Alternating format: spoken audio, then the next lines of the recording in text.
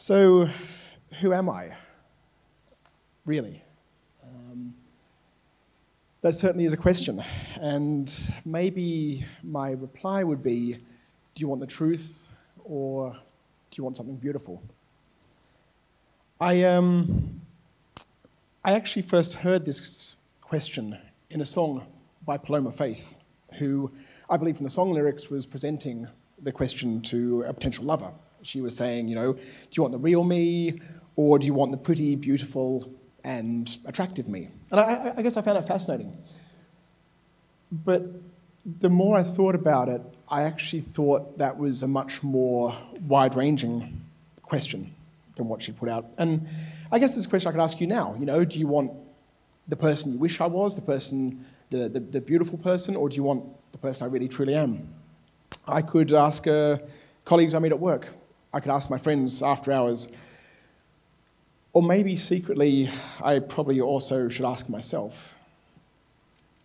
I think we all have this finely tuned persona, and it varies. It's an amalgamation of the person that we are and the person we wish to be. And a remarkable feature of this persona is that it does change in every interaction we have. Maybe it's a fractional difference, maybe it's a large difference, but it changes. So I'm going to start with a couple of examples from my life to demonstrate. I wake up early.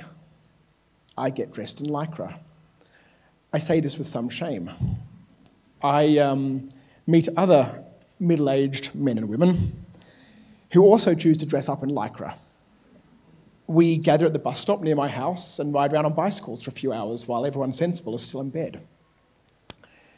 We try to believe that we're fit, we try to believe we're athletic, we try to believe we even enjoy the suffering a little bit, just the suffering and the breathless legs, and breathlessness and burning legs. But we wear this badge with some pride. And I'll actually admit, it took me a while to feel comfortable doing this. It took a while to feel like I fit into this group, but over time, I started to feel more natural, and I guess my projected image actually became the real me. I get home, I shower, I change, get into a suit, and I go to work.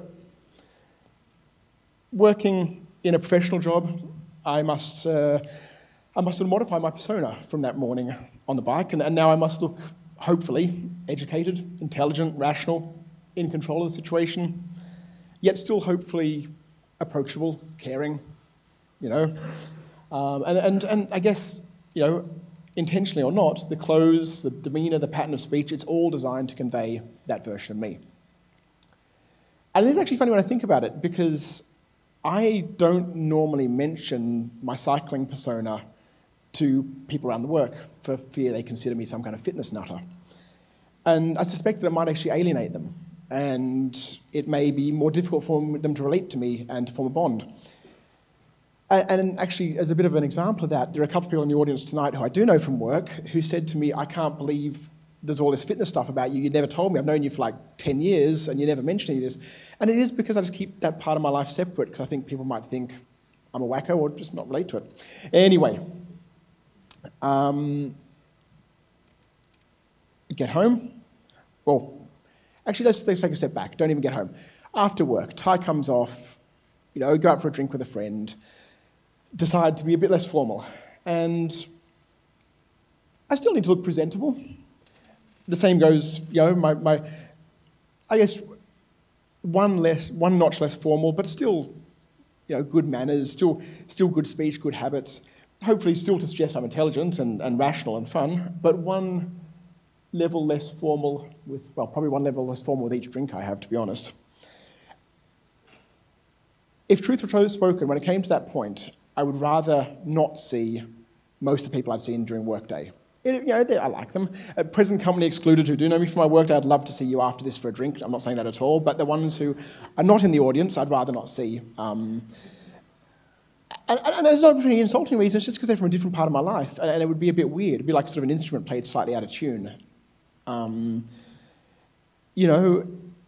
guess we'd be friendly, we'd say our hellos, but give it a bit of time, and we'd probably make our excuses and go off. And it's funny, I was actually looking for a good image of me going out, and I realised I don't have any at all. This is one of my two kids. We went out to dinner one night, And they had we all had a great time. But I don't have any pictures really of me going out and partying, I guess just because I like to keep that part of my life quite separate and quite, under the radar. And I guess then, after my drinks, I would come home and see my children. And there's the next version of me. Dad. Loving, caring, want to help. But if you're really naughty, I'm afraid Mummy says that I'm the hammer. I'm the bad guy in the room. And don't even get me started on how my behaviour changed when I'm around my parents. My wife says that I revert to my inner 14-year-old moody teenager whenever they're around. So look, I've described 5 situations, 5 different situations, and 5 different roles. And for each one, I've formulated a different personality, a different persona, a different mask. I guess a different image of me. And as I've gone through life, I realised that I've adopted and discarded personas as the situation warranted. I've had school child, I've had university student, I've had new graduate employee, I've had beginner athlete. All evolved or thrown away to allow for experienced professional, employer, successful sports person, father, husband. But actually I think it's more complex than that. And the more I thought about this, I realised, or I believe, that I have, or we all have, a slightly different persona for every single interaction that we're in. We never use the same persona twice. With every interaction we have, we shape, we mould, and we adjust who we are. And I'm not talking Mr. Jekyll and Dr. Hyde, or whichever way around it is. I'm talking fractional differences, but differences nonetheless. So let me take a step back and highlight that point. What I'm saying is in every situation, for every personal interaction, we have a slightly different persona. And sure, you have the broad categories, family, friend, co-worker, and so forth, but we also have a virtually infinite number of subcategories that we tailor. And we tailor it to make a personality we believe is best suited to represent this in this specific situation. Differences may be large, differences may be small, but differences nonetheless. And actually, on that note, give me a second for a quick indulgence here. One of the things I find fascinating, maybe because I'm getting older, but is social media and Facebook and so forth. And I see Facebook, and there's just this option, or this ability for us to create totally free will of who you want to be, who you are, who you want the world to see you as. And I think we do it subconsciously, but I have friends, and Facebook friends, and guys I really like, who never have a bad day in their life. They go from the promotion at work to the kid getting the top of the year to the skiing holiday in Chamonix. Life is just a one-way lottery ticket. And I guess it's all just basically done for them to try and give this impression of themselves.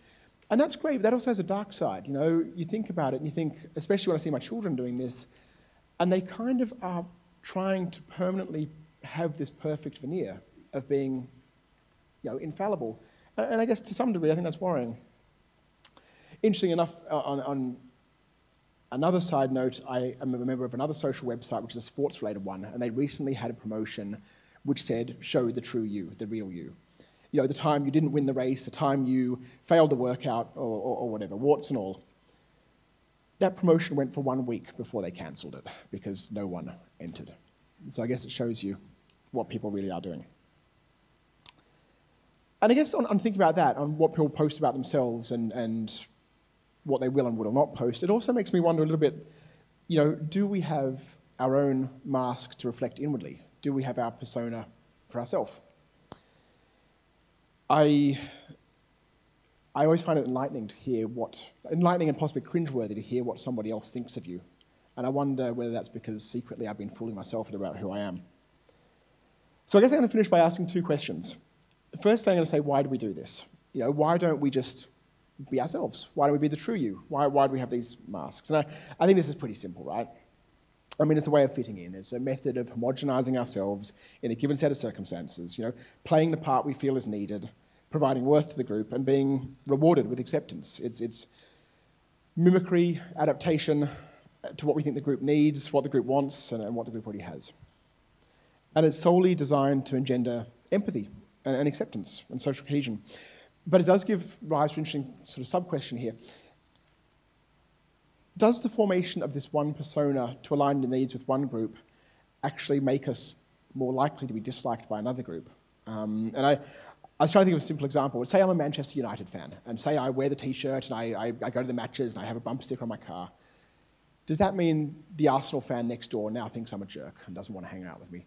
And look, I know nothing about football. Maybe Manchester United and Arsenal fans get on great together, but it's an example of where, you know, a persona formation to improve the relationships of one group may actually diminish it in another group. And yeah, sure, football is pretty simplistic, but nationalistic or religious examples are much more significant. My second question is possibly more important, and that is, who are we really? And I've spent the last few minutes talking about the fact that we have near infinite options for our persona. And we each spend our lifetime shaping and crafting our constructs into the person we want to be and the person we want others to see us as. But which one of those things is the real me? Because let's face it, no one wants to admit that they have a mask on, that they have a given persona specifically crafted for a situation. It kind of feels like lying or deceiving. When I was writing this talk, I went and tried to find some synonyms for trying to find out what the word I was trying to think of were, and I got things back like disguise, veneer, facade, and it all sounded like some kind of fakery, some trickery, and something I shouldn't be doing in public. I should just be me. So I did spend a long time thinking about why, who are we, really? And I think I've come up with an answer. I think when it comes down to it, I believe we're all the sum total of our own personal constructs.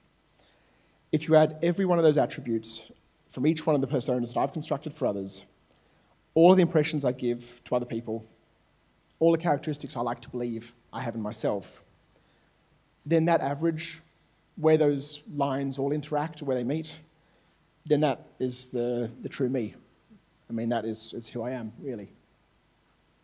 Thank you very much.